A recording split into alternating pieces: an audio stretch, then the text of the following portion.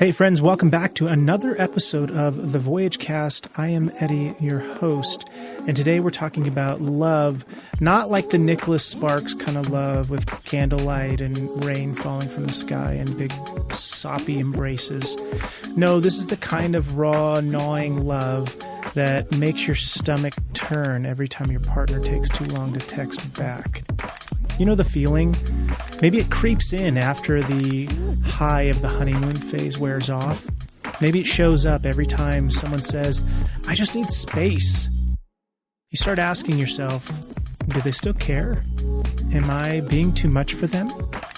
Is this thing about to implode? If your head just nodded involuntarily, well, congrats. You're not broken, but you're probably just riding shotgun with something called an anxious attachment. And you're in very human company. People like Taylor Swift has been writing about her anxious attachments through all of her songs. Even HGTV's Christina Hack has opened up about her anxious attachments. So if you're feeling called out already, breathe. This isn't about diagnosing yourself into despair. It's about seeing the pattern and giving it a name. Because when love feels like a threat, it's not romance, it's survival, isn't it? This sounds familiar. This episode is brought to you by Voyages Counseling, the mothership of the Voyage cast. Life has its ups and downs, and sometimes we all need a little help navigating the tricky parts. And that's where Voyages Counseling comes in. Our team of licensed therapists are here to provide support and guidance, helping you to gain clarity and confidence as you move forward. Whether you're working through challenges, improving your relationships, or focusing on your personal growth, Voyages Counseling offers care that's tailored to you. We're committed to making sure every step you take feels meaningful and manageable. And if you're ready to take that step, visit voyagescounseling.com to learn more or book your first session. You don't have to go it alone. And, by the way, we do take most major insurances. So what is attachment theory? Well, it was born from the work of John Bowlby and Mary Ainsworth. It's like the user manual for how your nervous system works in relationships. If you get steady, secure love as a kid, well, you probably grew up with a secure attachment style and might even be able to read text messages without immediately sweating. But for the rest of us, love was a bit more like playing emotional Jenga. Maybe your caregivers were warm one day and distant the next. Maybe love was earned. Maybe you learned to scan the room like a CIA operative just to figure out if you were safe. Well, that's anxious attachment. Not a glitch, it's a survival strategy. Your body learned that love could vanish, so it got really good at chasing it. So how do these anxious attachments show up? Well, it's not just being sensitive. It's like rereading text messages like they hold some kind of secret of the universe or secret hidden messages or subtext that you didn't quite understand in the original message. It's asking, are we okay constantly, like 12 times a day or a week? Swinging from the, we're soulmates to they're definitely going to ghost me, they hate me, everything I've done is wrong, ... fill in the blank. It's feeling like every lull in attention means total rejection. Like, hey, they had to go to the bathroom, they were gone for 15 minutes, maybe they've rejected me, they don't love me anymore. Well, this is exhausting, isn't it? For you and probably your partner too, right? But when you know it's not madness, just memories trying to keep you safe, it actually starts to make more sense why we act the way we act, doesn't it?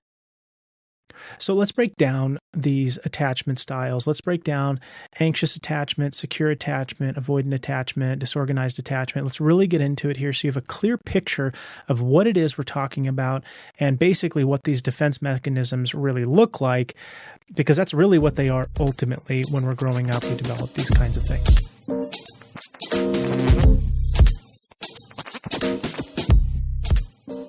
Okay, so let's look at the secure attachment. Think of it as the gold standard for relationships. If you're secure, you're trusting that love is safe. You're not constantly second-guessing how someone feels about you or fearing they'll leave you after an argument. For example, imagine a couple who can have their own interests and routines without feeling threatened. One partner might say, hey, I want to spend the Saturday hiking with friends, and the other responds with something like, hey, that sounds great. I'll probably catch up on a project I've been meaning to finish. There's no drama, no storylines about being abandoned or ignored. Secure attachment feels steady, like a house with a strong foundation that doesn't rattle during the weakest storms. These people know they're loved, even in a face of conflict and separation. All right, so let's again talk more about the anxious attachment style, and this is the one that we're talking about today on this podcast. It's all about the chase. Love feels exciting, but it's also like standing on shaky ground. Picture someone constantly checking their partner's texts, feeling panic when messages go unanswered. If their partner says, "I'm going out tonight," the anxious person might spiral into, "Are you mad at me? Are you trying to avoid me? Do you even care?" They're desperate for closeness, but often ask for it in ways that push people away, which is really ironic because it's the last thing they want. An example could be someone who starts a conversation like, "Do you actually love me?" Not because they truly doubt it, but because they're constantly needing to hear you say yes to soothe their internal fears and anxieties, hence the anxious attachment. Now let's talk about the avoidant attachment. Imagine the flip side of the anxious. Avoidant individuals see vulnerability like handing somebody the keys to their house and praying they don't set the place on fire. The idea of depending on someone else or letting them in too deeply feels suffocating. For instance, an avoidant person might end a relationship the moment things start to get serious, thinking it's too much. I really need space here. You might hear them say things like, "I don't do feelings," or notice how every argument ends with them shutting down or walking out. It's not that they don't care, but intimacy triggers a primal need in them to protect themselves by creating this distance. Now, a disorganized attachment is a little bit more chaotic, unfortunately, and where things get a bit more raw. Imagine someone who deeply craves love, but doesn't trust it. This is often tied to unresolved trauma, unfortunately, where love has felt dangerous or inconsistent in the past. One moment they're all in, clinging to a relationship like their life literally depends on it. The next, they're pulling away, terrified that getting too close will end in betrayal. For example, they might pick a fight right after something deeply intimate, like sharing a vulnerable thought or a feeling, and truly connecting. It's as if they're saying, "I need you to stay, but I don't know how to believe you won't hurt me. So I'm just going to push you away first." So why does all this matter? Well, each attachment style comes with its own survival strategies, formed in those early years when we were figuring out if the world and the people in it felt safe or unpredictable. But here's the hope. None of these are permanent. Attachment styles are blueprints, not prisons. And like any good blueprint, they can be revised. If you're willing to do the work, to notice your patterns and to sit with the discomfort of unlearning what's no longer serving you, healing is possible. And that's not just some motivational line. It's actually the truth. I've seen it lived out over and over again with so many of my couples. It really is something we can do. That's right. And most of us, I think, are actually motivated to do this because we keep trying and trying and trying and trying again to have some kind of healthy relationship. So the motivation's there. I think sometimes just the technique is lacking. So can you change your attachment style? Well, this part's hard, but yes, you can absolutely shift your attachment patterns because they aren't exactly who you are. They're just reflections of how you've been coping. Healing anxious attachments requires rewiring your nervous system and retraining yourself to experience love as safe rather than threatening. No, it's not easy, obviously, but you gotta grow up. Therapies like emotionally focused therapy, internal family systems, dialectical behavioral therapy, CBT or cognitive behavioral therapy, some somatic practices like breath work, trauma work like EMDR, these can all be super supportive therapeutic models to help you kind of restore yourself to at least a position to start developing a more secure attachment style with somebody that you love.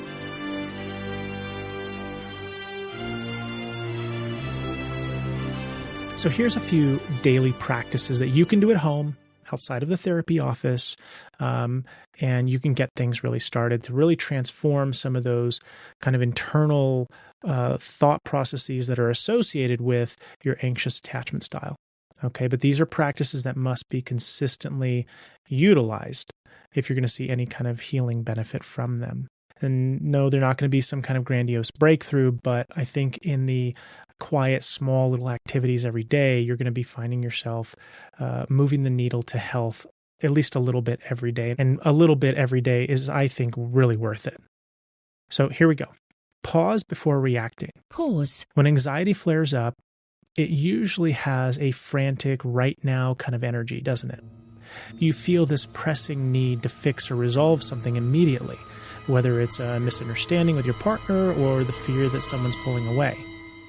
Instead, try pausing. For example, if you send a text and don't get a response right away, don't spiral into assumptions like, I must have said the wrong thing, or they're getting tired of me and they don't like me anymore.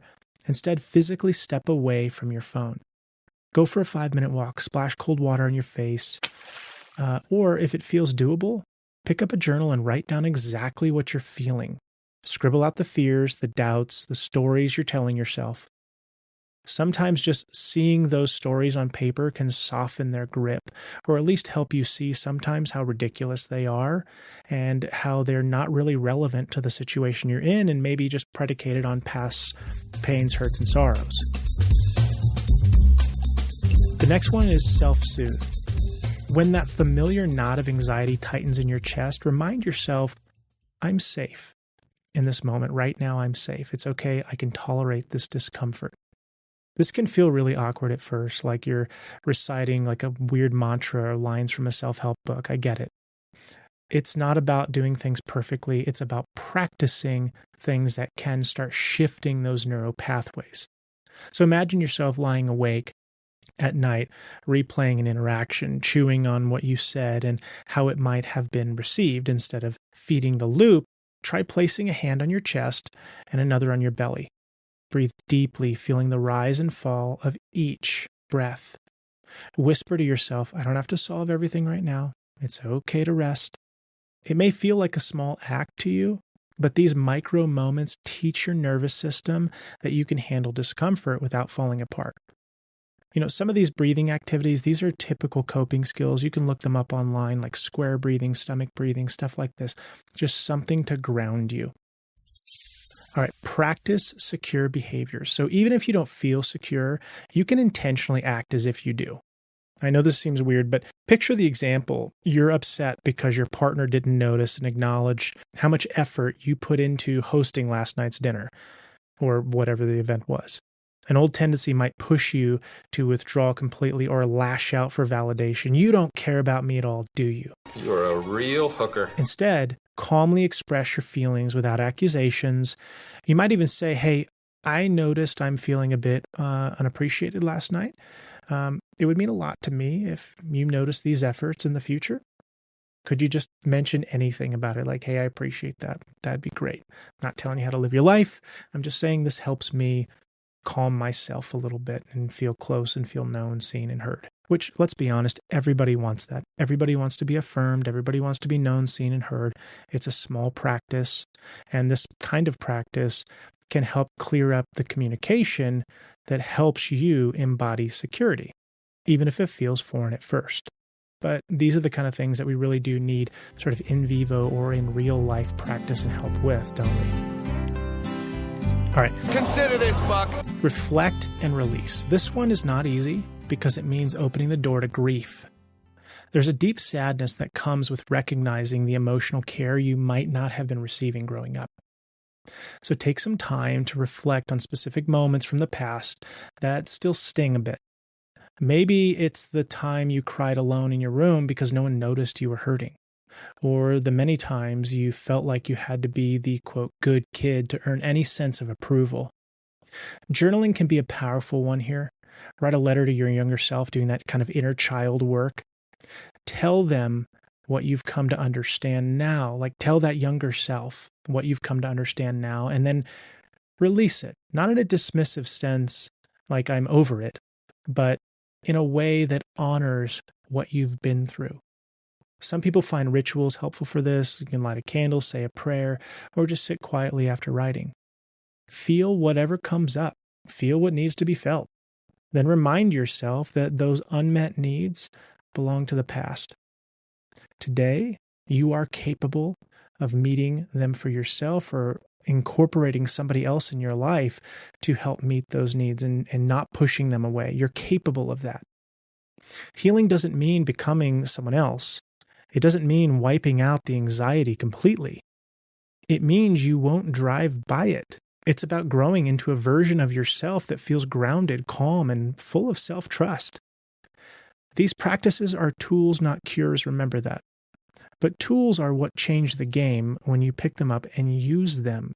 And to get good at using a tool, you have to use them regularly. All right, for those of you that have an anxiously attached partner, I want you to know that this isn't about you swooping in and rescuing them or repairing their life for them. Okay, that's not your role to heal them. It's not sustainable for either of you, by the way. This is about becoming a steady, grounded presence as they face and work through their fears. Here's what that can look like in real life. Be reliable. Now, really quick, actually, before that, these are all really good things in general for anybody in any relationship, but it's just more specifically valuable for people who are anxiously attached or those of you that have partners that are like this. So, be reliable. Imagine your partner gets anxious if you don't text when you say you will. It might feel small to you, but to them, that silence triggers deep fears of being forgotten or abandoned. Being reliable means keeping your word. If you say you'll call after work, we'll call after work then. If you're running late, send a quick update. Reliability doesn't mean you're going to be perfect, but it does mean showing up consistently enough for them to trust your patterns over time. Communicate clearly. Ambiguity feeds anxiety. I'll see you later can leave too much to the imagination for someone whose brain defaults to worst case scenarios. Now, for people who don't have that issue, I'll see you later is perfectly fine. But clear communication sounds more like, I'll be home by 8 tonight, and I might be tired, but we can hang out for a little while before bed. Or I'll be busy during the day, but I'll reply to your text when I'm free around 3 p.m.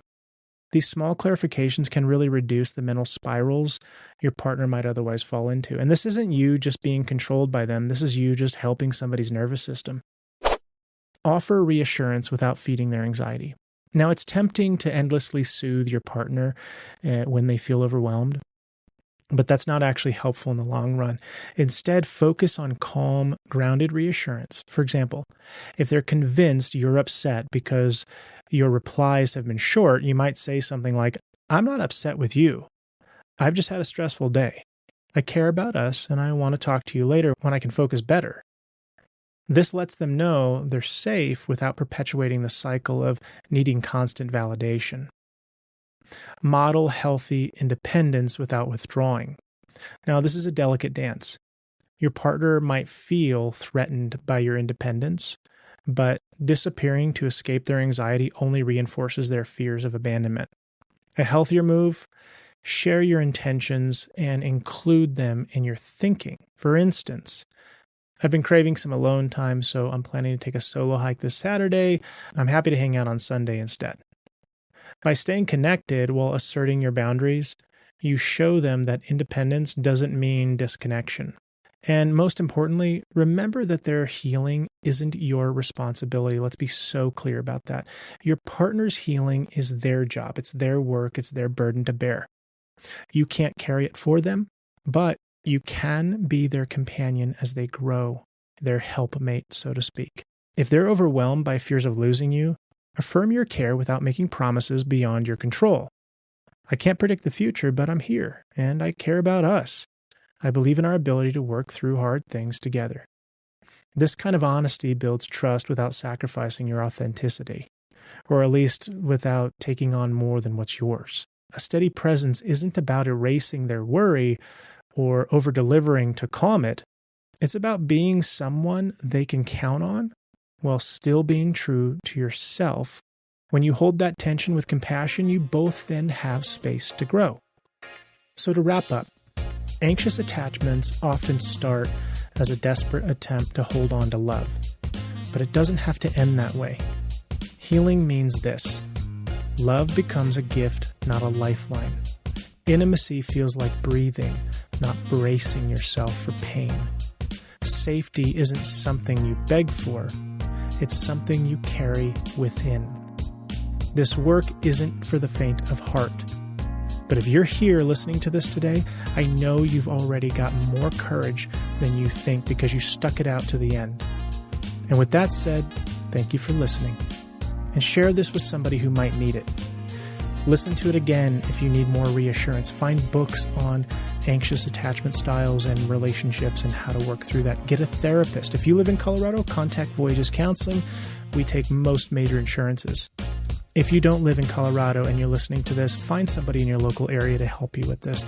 It is something you can make progress on, but please do keep this in mind. When you go take those next steps to get healing, especially in a therapeutic environment, it takes time, man. It just takes time. Our neural pathways were built over, if you're 30 years old, it took you 30 years to get this way. It's going to take you a little while to get out of it. So set your expectations properly. It's going to take a little bit. Therapy, journaling, whatever you need to do, some of these techniques we talked about today, they all add up in the end. Now, this podcast isn't capable of managing all of it. This is just to give you a taste, give you a tool, give you a tip, something to get you started. You got to pick up the reins and go from here. You got to take that baton and finish the race. But the cool thing is, it's doable. It is something you can do. It's hard, but it's doable. And you don't have to be alone while you're doing this. You can have people running with you. You can have therapists, friends, mentors, pastors, whatever. You can have people with you. All right, well, until next time. Goodbye.